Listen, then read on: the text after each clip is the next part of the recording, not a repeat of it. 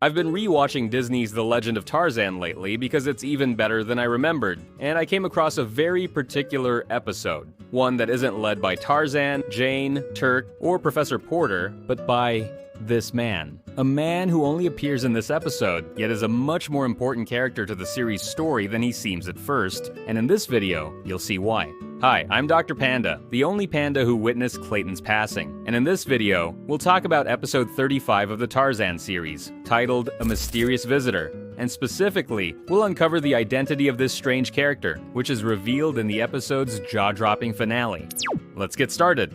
The episode opens with Ed, a washed-up writer who submits his resignation to the publishing house after failing twice to rewrite a novel to their expectations. Ed begins to doubt himself, wondering if maybe he isn't cut out to be a writer. But the editor, Mr. Debray, tells him he's a great writer and reminds him that his first novel was a huge success. Ed chalks this up to beginner's luck, to which Debray advises him to go for a walk outside, saying all he needs is some inspiration.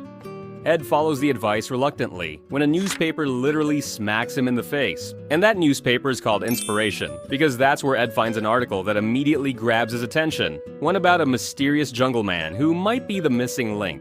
He reads the article and gets more and more excited about this supposed man who can talk to apes, so he decides to visit the article's author, Dr. Samuel T. Philander. The writer arrives at an old rundown building and finds apartment number 9. He knocks on the door, only to meet a man who seems a long way from holding a doctorate. Trust me, I would know.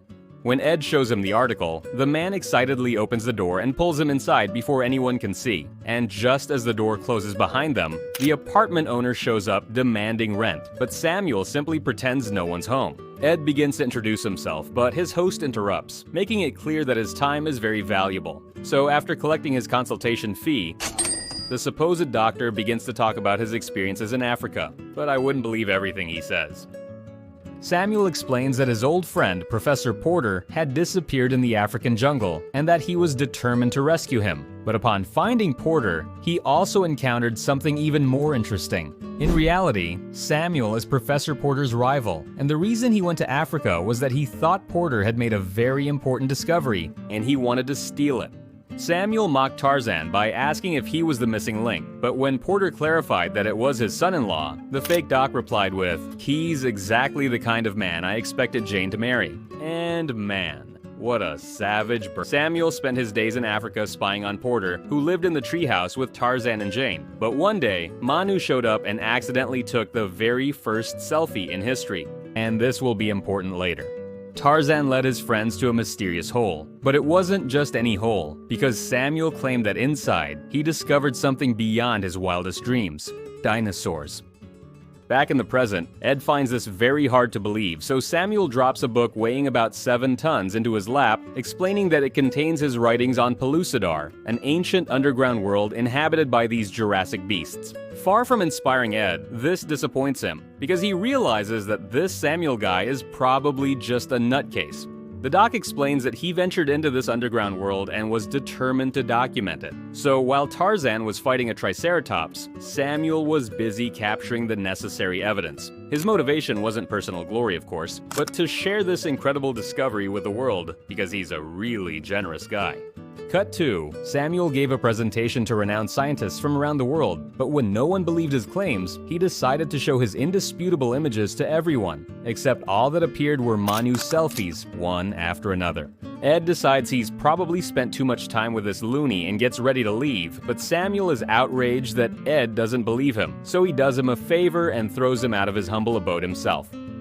So Ed is back to square one, stuck at a dead end. He visits a cafe with his inspiration gone, where he runs into a waitress. He tells her he hasn't sold any stories lately, to which she responds that she's always loved his writing because he's very creative, and asks what he's working on now. Which makes me wonder if she was truly being kind or just thinking about her tip, because everybody in this episode seems to be after Ed's money. You'll see what I mean. Ed shows her the article, feeling dejected, but she becomes very interested. He warns her not to get too excited, explaining that he met the author and confirmed he's just a crazy guy. But the waitress points out something important. Whether the author was crazy or not, that didn't change the fact that there was a man in a loincloth in the photo, accompanied by real apes. She encourages him to pursue the story, and just like that, Ed's inspiration returns. Okay, she deserves that tip. Ed arrives in Africa, which apparently is full of rugged men, on a mission to find this Tarzan fellow, which goes to show just how desperate he was for a story. Ed meets Tweedledee and Tweedledum and tells them he's a writer looking for a story to tell. They try to make everything about themselves, so they proceed to tell him their story, or at least their version of it. In reality, their names are Hugo and Hooft, and they are deserters from the French Foreign Legion, which they abandoned when they were ordered to raise a village of women and children, making their way into the jungle, and eventually finding work with Dumont. They're also conmen trying to cheat people out of money, but that's not important for this episode. The pair explains that while wandering through the African jungle, a kind crocodile freed them from their handcuffs, and right after, Tarzan showed up to get them out of the water. Ed interrupts, excited to finally find a new lead for his story. They brag about being great friends with Tarzan, and seeing Ed's interest, they decide to make a small modification to the story, claiming that they are naturals in the jungle, while Tarzan lacks the raw instinct needed and is only just learning the ropes. This disappoints the writer, who has now discovered that Tarzan is just an ordinary man with nothing special. Man, what a roller coaster this is turning out to be for poor Ed. Hugo and Hooft offer themselves as the stars of his next book, but Ed heads off to buy his return ticket to New York from Dumont, the opportunistic trading post owner. Ed explains Dumont that he went on a ridiculous expedition looking for a jungle man who turned out to be just a legend, but the businessman clarifies that Tarzan is real and offers to tell him stories about the ape man, which excites Ed. Yep, the poor guy's on the Big Thunder Mountain. But as I mentioned before, Dumont is an opportunist, so Ed is forced to offer him a little payout. Actually, not that little. Dumont explains that he met Tarzan under unusual circumstances, the day he arrived in Africa to build his trading post. It turns out the land where Dumont planned to build his business was home to rhinos, so displaced from their territory, the rhinos ended up wandering into the gorilla lands. Tarzan confronted Dumont, demanding that he leave so the rhinos could return to their home, but Dumont refused elegantly. However, being the clever man he is, he knew he couldn't make an enemy of Tarzan, so he offered a solution to scare the rhinos out of his land: explosives. With no other option, Tarzan used the explosives despite Jane's screams trying to stop him, but not for the reason everyone expected. With them, he created a new home for the rhinos that gave them direct access to water just as they needed. Dumont ends the interview by offering to arrange a face-to-face meeting with Tarzan, so Ed nearly faints. But this offer wasn't going to be free of charge, so the mysterious visitor decides he doesn't need Dumont's help and that he'll find Tarzan on his own in the vast jungle. What he ends up running into is a hungry panther, eager to make a meal out of him, until Tarzan arrives just in time to save him. Tarzan fights off the panther, earning the admiration of a thrilled Ed. Confused, the ape man asks if Ed knows him, so Ed explains that he literally traveled halfway across the world just to meet him. Tarzan brings Ed to his treehouse and they talk while Jane pretends to be busy performing the crucial task of arranging these fruits, when she's really just trying to eavesdrop on their conversation. The writer recaps the most remarkable fights Tarzan's told him about: snakes, apes, rhinos, hyenas, alligators, red-eyed elephants, hippos, leopards, and yes, dinosaurs. Ed realizes he owes an apology to Dr. Samuel after the whole Palucidar situation, but they're interrupted when Jane drops the fruit basket on the table. She points out that Ed is completely fascinated by all the action and fights, but he's missing the point: the humanity of Tarzan, who has always been there to care for her and help her in every way, with the gentlest heart of anyone she's ever met. Ed crumples his initial draft and lets it fall to the floor when no one's looking, ready to rethink his story, now focused on the human side of Tarzan, ending his visit with this phrase: I came looking for a savage wild man, but I found a lot more. I found an inspiration. He presents his new draft to Mr. Debray, receiving praise for the great story. And just before the episode ends, we're shown the true identity of the protagonist we've been following the entire time.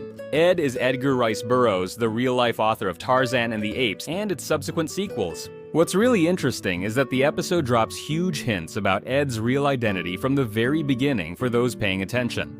And yeah, I find it quite curious that Disney included the author in one of their series, considering that the company's relationship with the Edgar Rice Burroughs estate nowadays isn't particularly great, as we discussed in this past video.